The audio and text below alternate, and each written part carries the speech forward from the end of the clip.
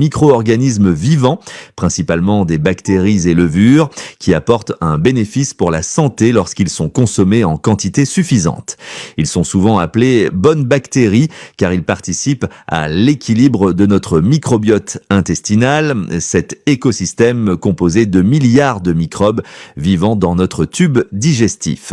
Le rôle dans l'organisme: un microbiote équilibré aide à mieux digérer certains aliments, produit des vitamines et soutient nos défenses immunitaires. Les probiotiques peuvent limiter la prolifération de bactéries nocives, renforcer la barrière intestinale et réduire l'inflammation.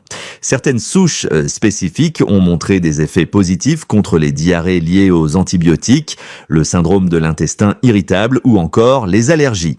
Source de probiotiques, on en trouve naturellement dans des aliments fermentés comme les yaourts, le kéfir, la choucroute, le miso ou encore le kombucha.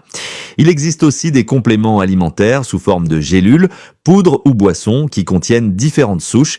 L'efficacité dépend cependant de la souche choisie, de la dose et de la régularité de consommation. Limites et précautions. Les probiotiques ne sont pas une solution miracle, leur action varie selon chaque individu et toutes les souches ne se valent pas. Pour la plupart des gens en bonne santé, ils sont sans danger, mais chez les personnes très fragiles, immunodéprimées par exemple, ils doivent être utilisés avec prudence. Les probiotiques sont des micro-organismes vivants, principalement des bactéries et levures, qui apportent un bénéfice pour la santé lorsqu'ils sont consommés en quantité suffisante.